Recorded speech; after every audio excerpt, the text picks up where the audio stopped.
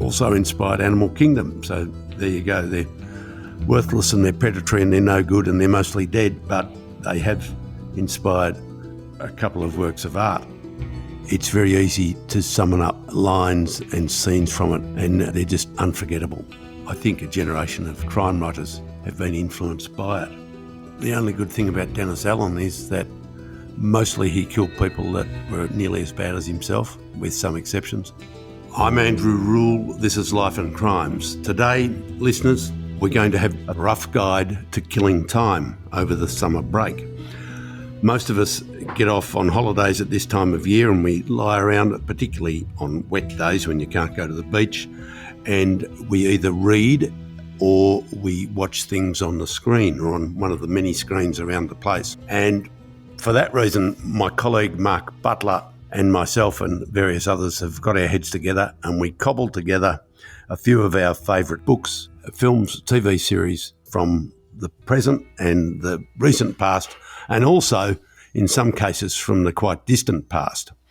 And in no particular order, I'm going to walk listeners through a few of our selections, knowing that for every one we put up, there will be at least another two out there that we could have mentioned.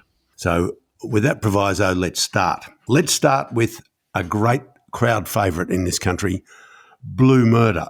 Now, this was a journey through the wild west of crime and corruption of 1980s Sydney, but it still stands up today. It revolves around the relationship between the legendary rogue cop Roger Rogerson, currently serving life for murder, and a gangster called Neddy Smith, who served a lot of time in jail before he died not long ago of a long-standing condition, and he died not before time. He's a man who probably would have been better off dead a long time ago. These two rogues dominated the Sydney underworld in many ways for years, they and others who rubbed shoulders with them, because they were the nexus of the great link between corruption, corrupt cops and corrupt politicians and so on, and active criminals in Sydney particularly. But their tentacles reached out to other states. You know, Roger Rogerson could organise things in Brisbane or Melbourne or whatever, and sometimes did. Now, it's well known, I think, that Richard Roxburgh acted the part of a young Roger Rogerson in Blue Murder, and it was a great role. Roxburgh is a great actor, but he'd really nailed the Rogerson role, and he made him an extremely charming, funny, good-looking, good company guy who would kill you as quick as look at you. It was a terrific piece of acting that caught the real man very well. I have known Roger Rogerson a little bit over the years when he was out of jail, and he's a most entertaining person, highly intelligent man, could have probably been a success at anything he did, very organised mind. Better judges than I am said that Rogerson, as a young man, reminded them of a young Don Bradman. He had that sort of gimlet-eyed, clear-eyed, intelligent toughness that we associate with the great batsman. But in the case of Rogerson, he used his powers for evil as well as for good, mainly to enrich himself or his crooked mates. Blue Murder was just a wonderful series. It also starred Tony Martin as Neddy Smith and several other landmark actors, not all of them still with us. One's Gary Sweet, who is still with us, the late Bill Hunter, Peter Phelps, Steve Bastoni, and the late, great John Hargraves, another fine actor. It was originally shown on the ABC in 1995, and I'd suggest that if you leave aside the fact that telephones and cars and some musical tastes have altered, it's as good today as it was then. Now, for something completely up to date, there is a new show called Mr. In Between. I wrote for the paper for a guide to summer reading and summer viewing that occasionally something turns up that's original, different and timeless. It happened a lifetime ago with Callan, which starred Edward Woodward as a really tough working class English spook. It happened with The Sopranos, of course, which is really the Shakespeare of crime series. It happened with The Wire and with Breaking Bad. These are the TV equivalent of literature. But now Australia has joined that list, I think, with Mr. In Between. This is the brainchild of a guy called Scott Ryan, a very idiosyncratic actor and screenwriter who, as a child, might have overdosed on Elmore Leonard and Chopper and Tarantino, because a long time ago, when he should have been out surfing or something, he invented in probably his bedroom on his laptop a suburban hitman, a guy he called Ray Shoesmith. And Ray Shoesmith, this character played by Scott Ryan himself, was first seen in a mockumentary called The Magician back in 2005. And I was lucky enough with my then colleague John Sylvester to be invited to a screening of The Magician and to take part in a discussion afterwards with Scott Ryan, with the producer Michelle Bennett, who of course was the producer of the Chopper film, and with Nash Edgerton, brother of the very well-known actor and a very fine filmmaker in his own right. Nash had directed The Magician and was very keen on Scott Ryan as an emerging talent at a time when I think the mainstream industry regarded him as a sort of a quirky outsider, a quirky amateur. Edgerton and Michelle Bennett embraced him as a new talent, and they were right. It's taken, nearly 15 years to prove that. They've turned out this series called Mr. In Between. It consists of a lot of short episodes of about 25 minutes each. They are totally compelling viewing, and it's nothing to sit down and watch, 4 or 5 or 6 of them at a sitting. It's just that good. It's very violent, but it's sort of black comedy, but enormously touching. It's got a big heart, because at the centre of it, we have Ray Shoesmith, the suburban hitman, who has a conscience, who has a daughter, a young daughter that he's very fond of, and he's sharing custody of his daughter, and he has various romances along the way. And we see the flip side of a man who will shoot another bad guy in cold blood or hot blood at midnight, and when he goes home to have a shower, we'll see a ladybird crawling up the shower curtain and gently pick it up and put it outside so that it doesn't come to any harm. It manages to get away with that sort of drama. It's a work of brilliance, and I really hope they're going to do more of it, or that Scott Ryan manages to do something equally clever and effective. Speaking of clever and effective, Animal Kingdom. Now, a good decade before Mr. In Between, Animal Kingdom hit the big screen and later the little screen. It's a work of fiction, but it's a thinly veiled version of the Wall Street killings and the aftermath of the Wall Street killings, and of the enormous clash of two violent forces, that being the crooks who did the Wall Street killings and the sort of rogue coppers that prompted the killings by killing one of the crooks and who hunted down the guilty parties. It's not an historical documentary by any means. It's a work of fiction, but it is based clearly on those events.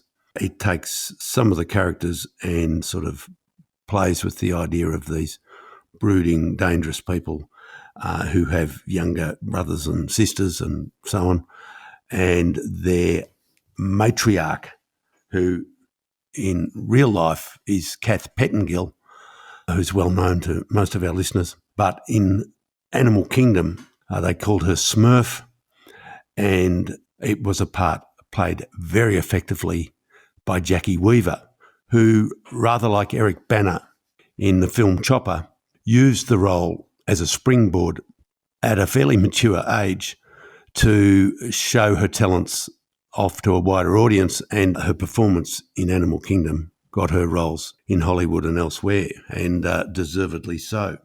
Having said that, I'd say it was just such a highly effective series, so well written and so well made and so well directed, that Jackie Weaver was lucky to play the part, because I think there are several actors who really could have made a meal of what was a peach of a role. And now we get to Two Hands. Now, Two Hands was set in Sydney in the 1990s, work of fiction, again, based loosely on probably people who were around in the 1990s. The great thing about Two Hands was that it showed off the talents of a new emerging actor called Heath Ledger, who was then just a kid out of acting school in Perth. This was really the role that caught our attention. He joined on screen the veteran Brian Brown, and they starred together in this crackerjack sort of black comedy crime yarn, which was set in inner Sydney. There's violence, senseless and otherwise. There's the predatory worthlessness of the criminal classes. There's robberies, there's car chases, and of course the good guy, being Heath Ledger, gets the beautiful girl. There's even a bit of sort of supernatural action. But in between all that, there are these killer performances by Heath Ledger making his entrance, and by an older actor, Brian Brown, who then and now really is something special. Ledger plays the part of a 19-year-old nightclub promoter called Jimmy, and Brown unforgettably plays a very heavy veteran crook called Pando. And these are two of the finest crime characters written in this country, right up there with Eric Banner as Chopper and David Wenham as the no-hoper, petty crook, junkie Spit in that excellent film made in Queensland, Getting Square. The plot of Two Hands involves small-time Jimmy losing 10 grand belonging to big-time Pando when two street kids pinch his bag while he's having a swim. A very, very Sydney setup. And so poor little Jimmy decides he has to rob a bank to pay back the money, or he's going to turn up very dead. What could possibly go wrong? Well, only everything. Very fine film, stands the test of time. Catch it if you can. While you're looking for some older stuff, if anybody can get their hands on a great ABC series called Phoenix, it's right up there. It was made in 1993. I think you can get it on YouTube. It's based loosely on the Russell Street bombings and the subsequent inquiry into the Russell Street bombings. It's a gritty depiction of high-level criminal investigation, obviously written by people who have gained a deep knowledge of police technique, procedure and politics. Those cast as the cops in this series include Simon Westaway, a guy called Paul Sonkila, and Peter Cummins. They bring a gritty authenticity to the roles that probably was a little bit unusual in the 90s. I think it was a bit of a landmark series alongside Blue Murder. There's a guy who plays the part of Sean Scully. He's the eccentric forensic man who butts heads with the detectives, but eventually wins their respect because he goes out and he unearths vital clues and evidence. For those who can find Phoenix, you should also try and find the follow-up series Janus, which is clearly based on a Melbourne crime family. That would be the Pettingill family that also inspired Animal Kingdom. So there you go. They're worthless and they're predatory and they're no good and they're mostly dead, but they have inspired a couple of works of art. The previously unknown in the 90s, Brett Swain, a young actor called Brett Swain, was recruited to play the menacing figure of Mel Hennessy, who became one of the great Australian fictional crime figures. Brett Swain plays the part of a guy called Mel Hennessy, and Mel Hennessy is based squarely on one of the Wall Street figures, the domineering figure of the Wall Street gang, which is probably the late Dennis Bruce Allen. The same character you would think inspired the part of Monk, played by Ben Mendelsohn so brilliantly in Animal Kingdom. And here we have two roles by two good actors, one of them a very fine actor, that they really made their own in their own way, and they are landmark roles. And when you see either of those actors around the place, you immediately think of those parts. They brought so much menace and realism to the job. And now a almost forgotten movie called The Interview, a small Australian film, probably fairly low budget, didn't really get much public recognition. I think the critics loved it. It was Hugo Weaving, who has done great work over many decades, but this 1998 suspense piece is without doubt among his best pieces of work. He plays an inscrutable man called Eddie Fleming, who is arrested by undercover cops and thrown into an interview room. And the film actually unspools in the tense interview scenes carried out in this interview room. Basically, they set up cameras in an interview room and just shot film of actors posing as police, interviewing Hugo Weaving posing as a suspect. And at first, the audience thinks that the Hugo Weaving character, Eddie, is totally innocent. He's been railroaded. They've picked up the wrong man. Now they're trying to railroad him. They're trying to put the wrong man in jail, etc., etc. And we think, typical corrupt cops. Interestingly, the major police figure is played by Tony Martin. That would be the same one who played Nettie Smith in Blue Murder, not Tony Martin, the comic actor and comedian and so on. It is a great double-hander. We've got Tony Martin as the policeman versus Hugo Weaving as the suspect. And about halfway through the film, we realise that the drama is starting to tilt the other way and we start to have doubts. And the Hugo Weaving character, Eddie, his story starts to have cracks and we end up wondering whether, in fact, he is guilty and that the police are right after all. It really is a battle of wits. It's a film full of mind games and twists, and it's confined almost exclusively to one interview room. It's a great piece of filmmaking. And now we move from the screen to books, and personally, they are my favourite way to pass the time in summer. And we've got some old friends among books. I'd have to say that one of the most influential high-end crime books ever written is In Cold Blood by Truman Capote. And In Cold Blood was published in the mid-60s, I think 66 or 67. It is regarded widely as the first non-fiction novel. It was really an invention by Truman Capote, possibly with the help of his childhood friend and collaborator, Harper Lee, who, of course, had her own huge bestseller with To Kill a Mockingbird. It's widely held among critics and readers that Harper Lee, the very successful novelist, assisted her friend Truman Capote to research and write In Cold Blood, just as it is thought that Truman Capote may well have assisted Harper Lee with To Kill a Mockingbird. And if that is true, well, they both did great work because both books stand head and shoulders above most things written in that era.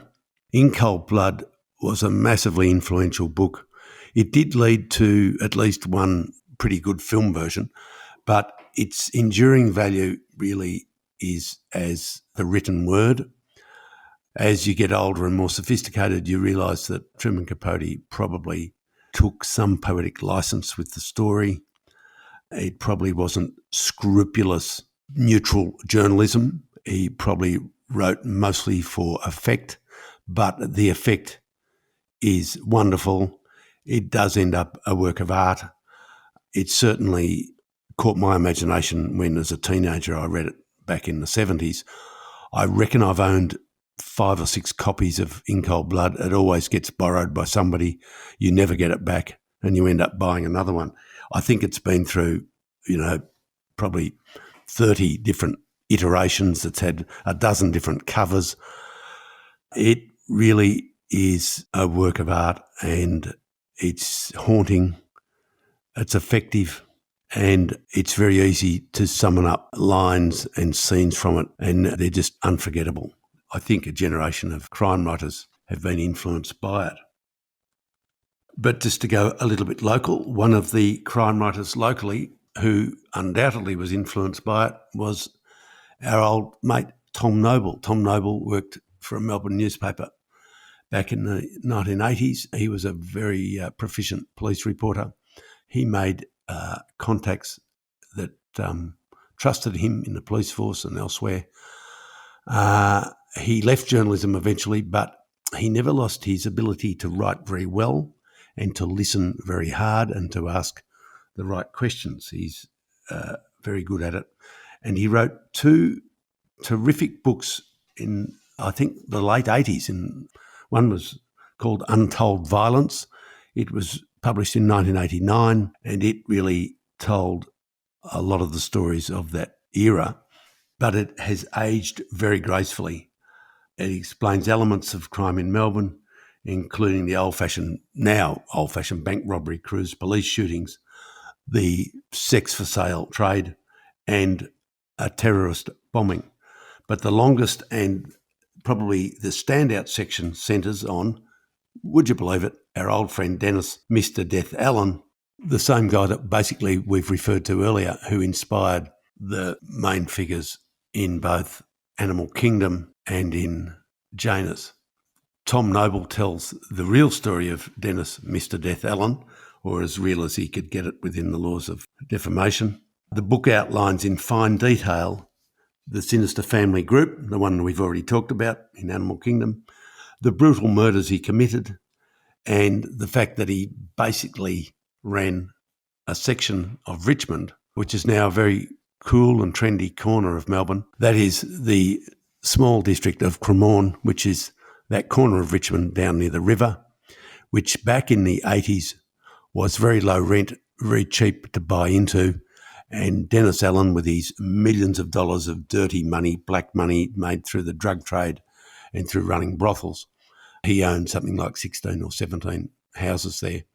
And the only good thing about Dennis Allen is that mostly he killed people that were nearly as bad as himself, with some exceptions. And he ended up dying young of, I think, a heart condition brought on by his excessive use of amphetamines and other drugs. And so they say only the good die young, but in this case, a very no good guy died young. And Tom Noble wrote it beautifully. He went on to write an allied book called Wall Street. That was about the Wall Street shootings, which again gave rise to Animal Kingdom. Tom Noble's book is the actual factual account, and there is no doubt that the people that wrote Animal Kingdom studied it very closely before going off and looking at other stories and other things and doing their own research. So full marks to Tom Noble for two books that are still well worth reading if you haven't read them, or well worth rereading if you have. Speaking of oldies but goldies, one of the very fine novels about crime in Australia is a book called A Green Light, written by Ray Mooney, published in 1988. Now, it's no wonder to me that some people suggest now, and suggested back in the 80s when it was published, that Ray Mooney's searing novel, A Green Light, was based on fairly real events and fairly real characters. It might, in fact, be the best insider account there is of late 20th century Australian crime. And I say that because Ray Mooney, although as a young bloke he was an outstanding schoolboy athlete, I think at a private school, maybe St Kevin's or Xavier or somewhere, he was intelligent and educated, but he had a massive fall from grace for a crime of violence. He did long jail time with some of the hardest people in the underworld, and he got to know some of them, notably the charismatic and deadly standover man Christopher Dale Flannery, widely known as Rent-A-Kill. When he first published his novel A Green Light back in the 80s, Mooney was still a fairly moody, young-ish man who liked to avoid the obvious comparisons between the real Chris Flannery and his fictitious character Johnny Morgan, not to mention some other fairly identifiable characters, one of whom was called Spook, who I believe was based fairly closely on the late Amos Atkinson, who was a gunman and hitman. But as various underworld figures have joined Chris Flannery on the missing list, Mr. Mooney is now a very friendly fellow. He's now far more mellow than he used to be. He is a very talented man who has walked both sides of the street. He is genuinely a good writer. He writes with insight, with passion, with verve and with conviction. And he also writes with massive inside knowledge. And that is something that you can't fake. The title of the book stands up. It refers clearly to what police and crooks used to call a green light. And this is a particularly Sydney thing, although it did occur in other states as well.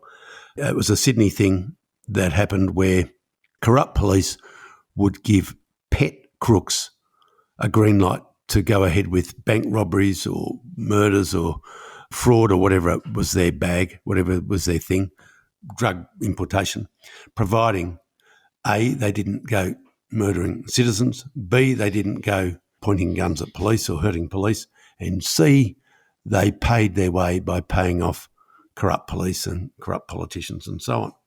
And so the green light was a very real thing. It's really a title that could easily have been used for Blue Murder, but Ray Mooney used it for his most excellent novel. It's probably a book that's been half forgotten, but again, it would reward anybody who wants to go out and get it. I think it's still gettable, as are many other books that Ray Mooney has done. He's self-published a lot of them, or they've been published by small publishing houses. You can still get them, and they merit a wider audience. Speaking of a wider audience, and speaking of going back in time, I'd like to go back to the 19th century. What's that? It's probably at least 140 years, to a book called Robbery Under Arms by the author who used the pen name Rolf Boulderwood. Rolf Boulderwood was, in actual fact, Thomas Alexander Brown. And Thomas Alexander Brown was a colonial figure. His book, Robbery Under Arms, is rightly regarded as up there with Marcus Clarke's For the Term of His Natural Life. Robbery Under Arms is a novel that is still enormously readable, and that is why it has been adapted for the screen so many times. It is sort of a very modern concept. It reads quite well, despite the slightly dated vernacular and characterisation and so on. Its construction is very potent, very strong. It begins on death row with a remorseful young bushranger called Dick Marston contemplating the fact that he's going to be hanged in the next few days and telling his life story in flashback. Now, this is a great way to start a book or to start a film or to start a TV series. And because it's such a great way, it's been done quite a lot. The author, Boulderwood, or Brown, was a prolific writer, drawing on his experiences as a goldfields commissioner and as a police magistrate. And he worked in various places, including the Omeo goldfields, which, of course, are in the high country of Victoria, and which I think in those days were the most isolated goldfields in Australia and possibly among the most lawless. Nothing else he wrote, and he wrote a lot, matched the sort of narrative drive of this novel, which hasn't been out of print since 1889. There's a book that's been going around for 130 plus years. I recall that my grandfather Rule, who's been dead for some 50 years, he wasn't a prolific reader, but he once told me that as a young teenage farm labourer, he'd left school very young and he was a working man at the age of 13 or 14, that he had to get up at dawn when the rooster crowed at 6 o'clock to go and work carting hay or carting wheat all day in the paddocks, and he needed his sleep or else he couldn't work. And he said that he started to read Robbery Under Arms with a candle in a tent or a hut or wherever he was camping. And he found it so compelling that he read the book all night and he couldn't stop reading it. And in fact, he just got up at dawn, put on his clothes and went out and worked all day without any sleep, rather than not read the book through to its conclusion. And I think that is about as strong a book review as you can get. And I think that Robbery Under Arms has that ability to draw a reader through and make you want to get to the end. And one of the reasons is, of course, is that it starts on death row, and you know that by the end of the story, you want to know if he gets hanged or not. Spoiler alert, he doesn't. There is a last-minute pardon, and he's not hanged. He serves out his time and becomes a good guy, marries his girlhood sweetheart and lives a quiet life. It's a great novel. It's got a great title, and my grandfather and I thoroughly recommend it. I'd say one more thing about it. One of the contemporary English critics in the 1890s called it a classic. He said, for life and dash and zip and colour, it has no match in all Australian letters. But here's the clincher. It's widely held to have inspired an American novel written 15 years later, a novel written in 1902 called The Virginian, and The Virginian is widely regarded as the first ever Western. And that tells you how strong and how powerful and how international Robbery Under Arms really was and still is. Our time is drawing close. We could go on all day about the good books that you could read, but I think anyone who loves their crime fiction, but not only crime fiction, but just quality fiction, has to read the late Peter Temple. Peter Temple was in fact a South African academic. He came to Australia. He wrote prolifically, but he did not start to write novels until he was in his 50s, I think. And he wrote a string of very fine novels, but without doubt, the best two are two that share the same character, a broken down copper. They are called The Broken Shore, and the other one is called Truth. He won our biggest literary prize, the Miles Franklin, for Truth, but there is no doubt that really it was probably belated recognition for the first book, the prequel, The Broken Shore, which was published 3 years earlier. It has, of course, a satisfyingly twisty plot, usual crime. Somebody gets killed, don't know who did it, and the broken down copper works out who did, and he becomes the clever guy and the other bad coppers aren't, and all the usual stuff. But it's not the plot that worries us. The plot doesn't really matter much. The thing about The Broken Shore and Truth is that it's a masterpiece of characterisation and dialogue and social commentary. And when you put down these very fine novels by Peter Temple, you not only feel that you've read something that's satisfying as a plot-driven narrative, because they are, but more enduringly, long after you've forgotten the plot points and plot twists, and long after you've forgotten the name of the dead guy, you remember the way that Peter Temple writes. And the way that he writes impressed some other very fine writers. And I have to say that the late Les Carline, who was one of Australia's greatest ever non-fiction writers, called The Broken Shore a great Australian novel irrespective of genre. The Courier Mail critic said, "Every word in The Broken Shore contains meaning. It's deliciously brutal and spare. It's full of unambiguous violence, prejudice and hatred at one moment, and cavernous instances of insight and revelation the next." As Graham Blundell said, and Les Carline agreed, it might well be the best crime novel published in this country. I don't think anyone was arguing with that. Thanks for listening. Life and Crimes is a Sunday Herald Sun production for True Crime Australia. Our producer is John Burton. And if you want to know more about these stories, links are in the description of this episode.